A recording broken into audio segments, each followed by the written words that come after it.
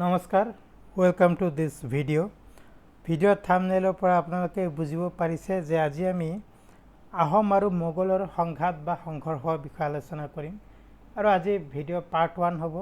এই যেটো সংঘৰ্ষৰ বিষয়ে আমি আলোচনা কৰিম কাৰণ আটাইকেইটা সংঘৰ্ষ একেটা ভিডিঅ'ত পাব্লিছ কৰিবলৈ হ'লে ভিডিঅ' বহুত দীঘলীয়া হ'ব গতিকে আমি এইটো টপিকক দুটা পাৰ্টত পাব্লিছ কৰিম পাৰ্ট 1 এণ্ড পাৰ্ট 2 ওকে গতিকে আহোম মোগলৰ সংঘৰ্ষ দীঘলীয়া আছিলে প্ৰায় 70 ইয়াৰ্ছ সংঘৰ্ষ হৈছিলে দুইটা দলৰ মাজত আৰু মেইন উদ্দেশ্য আছিলে মোগলবিলাকে মেইনলি ব্ৰহ্মপুত্ৰ উপত্যকা দখল কৰিব বিচাৰিছিলে সেইকাৰণে আহোমসকলৰ সৈতে তেওঁলোক কেইবাটাও সংঘৰ্ষত লিপ্ত হয় কেইবাটাও সংঘৰ্ষত হয় দুইটা দলৰ মাজত ওকে ইন্ট্ৰোডাকশন দ্য টাইমলাইন হল মানে কেতিয়াৰ পৰা কেতিয়ালৈকে হৈছিল এই সংঘৰ্ষ 1616 পৰা 1682 প্ৰায় 70 ইয়াৰ্ছ মোগলসকলে মানে আহোম ৰাজ্য জয় কৰিবলৈ চেষ্টা কৰিছিলে বা ব্ৰহ্মপুত্ৰ উপত্যকাত নিজৰ আধিপত্য বিস্তাৰ কৰিবলৈ চেষ্টা কৰিছিলে মোগলসকল মেইনলি পলিটিক্যাল ৰিজন তেওঁলোকে কি কাৰণে মেইনলি পলিটিক্যাল এম্বিশন আছিলে আৰু ইম্পেৰিয়েলিষ্টিক এম্বিশন আছিলে মানে ইম্পেৰিয়েলিষ্টিক মানে সাম্ৰাজ্যবাদী এম্বিশনো আছিলে মোগলবিলাকৰ তেওঁলোকে যিমান পাৰে সিমান অঞ্চল দখল কৰিব বিচাৰিছিলে এটা সময়ত ভাৰতৰ বহুত অঞ্চল দখল কৰিছিল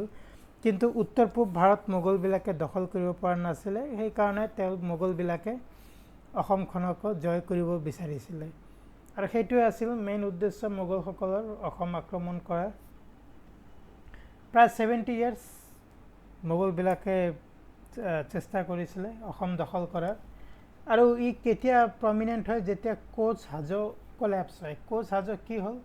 eastern part of Kamata kingdom Kamata ৰাজ্যৰ পূৰ্ব অংশ কমতা ৰাজ্যৰ দুটা অংশ আছিলে সেই সময়ত কোচ বিহাৰ পশ্চিমৰ পিনে আৰু পূবৰ ফালে আছিলে কোচ হাজো কোচ বিহাৰ মানে য'ত ৰজা নৰনাৰায়ণ তেওঁলোকে ৰাজত্ব কৰিছিলে আৰু কোচ বিহাৰ কিন্তু এটা সময়ত মোগলসকলৰ লগত তেওঁলোকৰ সম্বন্ধ স্থাপন হৈছিলে সেইটো এটা কাৰণ আছিল আহোমসকলৰ ভাল পোৱা নাছিলে আৰু যেতিয়া কোচ হাজোৰ পতন হ'ল কোলাপছ হ'ল তেতিয়া কিন্তু ডাইৰেক্ট মানে আহোম ৰাজ্য আৰু মোগল সাম্ৰাজ্য কিন্তু ডাইৰেক্ট এটা মুখামুখি অৱস্থাত উপনীত হয় the collapse of Koch Hajo brought Ahoms and Mughals face to face with one another যেতিয়া কোচ হাজোৰ পতন হয় আহোম আৰু মোগলসকল সন্মুখ সংঘৰ্ষত লিপ্ত হয় আৰু এই যেটো সংঘৰ্ষ আছিলে বা সংঘাত আছিলে আহোম আৰু মোগলসকলৰ ই কেতিয়া সমাপ্ত হয় বেটেল অফ ইটাখুলি 1682 1682 চনত বেটেল অফ ইটাখুলি আজিৰ দিনৰ গুৱাহাটীত আৰু ইটাখুলিৰ যুদ্ধৰ পিছতহে কিন্তু মোগলসকল এই যেটো সংঘাত আছিলে আহোম আৰু মোগলৰ সেইটোৰ সমাপ্তি ঘটায় আৰু ইয়াৰ দ্বাৰা মোগলসকলক গুৱাহাটীৰ পৰা আহোমসকলে খেদি পঠিয়াবলৈ সক্ষম হয় পাৰ্মানেণ্টলি আনটিল ব্ৰিটিছ অহালৈকে তেতিয়ালৈকে কিন্তু মোগলসকল গুৱাহাটী দখল কৰিব পৰা নাছিলে ইটাখুলিৰ যুদ্ধৰ পিছত ওকে ৰিজন এটা কাৰণ কি আছিলে যে এই সংঘৰ্ষৰ কাৰণ কি আছিলে এলায়েন্স অফ মুগলছ উইথ কোচবিহাৰ মানে যি কমতা ৰাজ্য আছিলে তেওঁলোকে মোগলসকলৰ সৈতে এটা এলায়েন্স কৰিছিলে মিত্ৰতা কৰিছিলে মিত্ৰজোঁট হৈছিলে আৰু কোচসকল আহোমসকলৰ শত্ৰু আছিলে ৱেষ্টাৰ্ণ এনিমি মানে আহোম ৰাজ্যৰ পশ্চিম পিনে আছিলে কাৰণে এটা শত্ৰুতা আছিলে এই দুই ৰাজ্যৰ মাজত আহোম আৰু কোচসকলৰ মাজত আৰু এই যি কমতাপুৰ আছিলে কমতা ৰাজ্য তেওঁলোকে মোগলসকলৰ সৈতে মিত্ৰতা কৰিছিলে সেইটো এটা কাৰণ আছিলে আৰু অলৰেডি কোৱা হৈছে যে মোগলসকল সাম্ৰাজ্যবাদী আছিলে তেওঁলোকৰ সাম্ৰাজ্য বিস্তাৰ কৰিব বিচাৰিছিলে সেইকাৰণে তেওঁলোকে অসম দখল কৰিব বিচাৰিছিলে এই দুটা কাৰণতে কিন্তু মেইন সংঘৰ্ষৰ আৰম্ভণি হয় আহোমসকল আৰু মোগলসকলৰ মাজত ওকে এতিয়া প্ৰথম যেটো মেইন যুদ্ধ আছিলে সংঘাত সেইটো হ'ল বেটেল অফ চামধৰা বা চামধৰা যুদ্ধ কিয় হ'ল সেই সময়ত মোগল ভাৰতৰ এজন বিজনেছমেন আছিলে ৰতন সিং বুলি সেই ৰতন সিং কিন্তু অসমত ইলিগেলি অবৈধভাৱে ব্যৱসায় কৰি আছিলে আৰু এই ৰতন সিং অসমত ব্যৱসায় কৰি থকাটো মানে আহোম এডমিনিষ্ট্ৰেশ্যনে মানে ধৰা পেলালে আৰু ইয়াৰ কি কৰা হ'ল ৰতন সিঙক অসমৰ পৰা বহিষ্কাৰ কৰা হ'ল যিখিনি সম্পত্তি আছিলে বা বস্তু আছিলে ৰতন সিঙৰ সেইখিনি বাজেয়াপ্ত কৰা হ'ল আৰু ৰতন সিঙক অসমৰ পৰা বহিষ্কাৰ কৰা হ'ল আৰু ই এটা মানে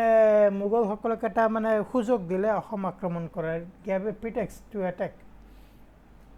আৰু মোগলসকলে এটা আৰ্মি পঠিয়াই অসম দখল কৰিবলৈ আবু বক্কৰ আৰু ৰজা ছত্ৰজিতৰ মানে নেতৃত্বত অসম দখল কৰিবলৈ মোগলসকলে এটা আৰ্মি পঠিয়ায় কিছু সফলতা লাভ কৰিছিলে ইনিচিয়েলি প্ৰথমতে ভৰালী নদীলৈকে মোগলসকল কিন্তু মানে আগুৱাই গৈছিলে কিছু সফলতা প্ৰথমতে লাভ কৰিছিলে আহোমসকলে বুজিব পৰা নাছিলে আহোম সৈন্যই কিন্তু চামধৰাত যি যুদ্ধ হৈছিলে বেটেল অফ চামধৰা তাত আহোম ৰজাৰ প্ৰতাপ সিংহই কেইবা হাজাৰ সৈন্য পঠাইছিলে আৰু মোগলসকলক তাত পৰাস্ত কৰিছিলে চামধৰা যুদ্ধত আৰু চামধৰা যুদ্ধত কেইবা হাজাৰ মোগল সেনাৰ মৃত্যু হৈছিলে মোগলসকলৰ ডাঙৰ লছ হ'ল হেভি লছ হ'ল গতিকে যিটো ফাৰ্ষ্ট সংঘৰ্ষ আছিলে আহোম আৰু মোগলসকলৰ মাজত বেটেল অফ চামধৰা তাত কিন্তু মোগলসকল পৰাজিত হয় আৰু মোগলসকল মানে তাৰ পৰা মানে ৰিট্ৰিট হয় পিছুৱাই আহিবলৈ বাধ্য হয় দেন ছেকেণ্ড কনফ্লিক্ট হৈছিল কেতিয়া 1636 1636 চনৰ শেষৰ পিনে হৈছিলে আৰু মোগলসকলে 1637 চনত 1637ত আকৌ এবাৰ কামৰূপ দখল কৰিবলৈ সক্ষম হয় এজ এ ৰিজাল্ট হ'ব মানে যি 1637ত মোগলসকলে মানে আহোমসকলক পৰাস্ত কৰিলে তাৰ ফলস্বৰূপে আকৌ এবাৰ কামৰূপ দখল কৰিবলৈ মোগলসকল সক্ষম হয় থাৰ্ড কনফ্লিক্ট ক'ত হৈছিলে তৃতীয় যুদ্ধ আকৌ এবাৰ চামধৰা ফৰ্টত হৈছিলে চামধৰা যি গড় তাৰ ওচৰত হৈছিলে আৰু এইবাৰ কিন্তু আকৌ এবাৰ মোগলসকলক আহোমসকলে পৰাজিত কৰে চামধৰা গড়ত ওকে কিন্তু মানে ইমান যুদ্ধ হৈ আছিলে সেই সময়ত দুয়োটা ছাইড কিন্তু আহোমসকল হওক বা মোগলসকল হওক দুয়োটা ছাইড কিন্তু বহুত টায়াৰ্ড হ'ল ভাগৰি গ'ল গতিকে তেওঁলোকে এটা পিচ ডিল শান্তি চুক্তি এটা বিচাৰিছিলে যাতে যুদ্ধ নহয় শান্তিৰে থাকিব পাৰে দুয়োটা পক্ষ সেই হিচাপে তৃতীয় অচুৰাৰ আলি সাইন কৰা হয় তৃতীয় অচুৰাৰ আলি মানে মনত ৰাখিব আপোনালোকে মাল্টিপল চইচ কুৱেশ্যন সুধিব পাৰে কাৰ মাজত সাইন কৰা হৈছিলে মোমাই তামুলী বৰবৰুৱা আহোম সেনাপতি আৰু মোগল সেনাপতি আল্লাহ ইয়াৰ খান ফেব্ৰুৱাৰী 1639 1639 চনত তৃতীয় অচুৰাৰ আলি সাইন কৰা হৈছিলে আৰু অচুৰাৰ আলি আজিৰ দিনত গুৱাহাটীৰ ওচৰত সেই সময়ত অচুৰাৰ আলি আজিৰ দিনত গুৱাহাটীৰ ওচৰত গতিকে তৃতীয় Asurar Ali after the third conflict sign কৰা হৈছিলে কাৰণ দুয়োটা পক্ষই সেই সময়ত শান্তি বিচাৰিছিলে বহুত দিনলৈ যুদ্ধ কৰি আছিলে এতিয়া ৰিজাল্ট কি হ'ল তৃতীয় Asurar Ali western Assam went to the hands of Mughals পশ্চিম অসম মোগলসকলৰ হাতলৈ গ'ল Mughals acknowledge the independence of Ahom কিংডমৰ বা আহোম ৰাজ্যৰ মানে স্বাধীনতা মোগলসকলে স্বীকৃতি দিলে আকৌ এবাৰ ট্ৰেড আৰু কমাৰ্চিয়েল মানে ব্যৱসায় বাণিজ্যৰ মানে প্ৰৱৰ্তন হ'ল দুয়োটা ছাইডৰ মাজত কিন্তু এইখিনি চুক্তি হোৱাৰ পিছতো যি সম্পৰ্ক আহোম আৰু মোগলসকলৰ সেইটো কিন্তু সাধাৰণ হ'ব পৰা নাছিলে বা সিমান ছেটিছফেক্টৰী হ'ব পৰা নাছিলে ইছ্যুজ অফ মিষ্ট্ৰাষ্ট ৱেৰ অলৱেজ দেয়াৰ মানে ভুল বুজাবুজি আছিলে কোনো কাকো বিশ্বাসত ল'ব পৰা নাছিলে আহোমসকলে মোগলসকলক বিশ্বাসত ল'ব পৰা নাছিলে বা মোগলসকলে আহোমসকলক বিশ্বাসত ল'ব পৰা নাছিলে এইখিনি সময়ত আহোম ৰজা জয়ধ্বজ সিংহ আকৌ এবাৰ সৈন্য পঠিয়ায় আহোম সৈন্য গুৱাহাটী দখল কৰিবলৈ আৰু আকৌ এবাৰ মোগলসকলক তেওঁৰ নেতৃত্বত ৰজা জয়ধ্বজ সিংহৰ নেতৃত্বত মোগলসকলক গুৱাহাটীৰ পৰা খেদি পঠিয়াবলৈ সক্ষম হয় আহোমসকল ওকে গতিকে এইখিনি আছিল মেইন কথা মানে আমি আজি পাৰ্ট 1 ভিডিঅ'ত আলোচনা কৰিলোঁ আপ টু টিটি অফ অসুৰাৰ আলী আৰু অসুৰাৰ আলী টিটি বা চুক্তিত কি হৈছিলে কি কনফ্লিক্ট হৈছিলে কিয় কনফ্লিক্ট হৈছিলে এইখিনি আমি আলোচনা কৰিলোঁ পাৰ্ট 2 ভিডিঅ'ত আমি আন কিছুমান যেনেকুৱা ধৰক ঔৰংজেবৰ দিনত মেইনলি কি হৈছিলে গড়গাঁও দখল হৈছিলে শৰাইঘাটৰ যুদ্ধ হৈছিলে ইটাখুলিৰ যুদ্ধ হৈছিলে সেইবিলাক আমি আলোচনা কৰিম আই হোপ আজিৰ আলোচনাৰ দ্বাৰা আপোনালোক উপকৃত হ'ব আপোনালোকে ভাল পাব আজিৰ কণ্টেণ্ট যদি আজি ভিডিঅ'টো ভাল পাইছে প্লিজ লাইক কৰক শ্বেয়াৰ কৰক যদি চেনেলটো এতিয়ালৈকে ছাবস্ক্ৰাইব কৰা নাই প্লিজ ছাবস্ক্ৰাইব কৰক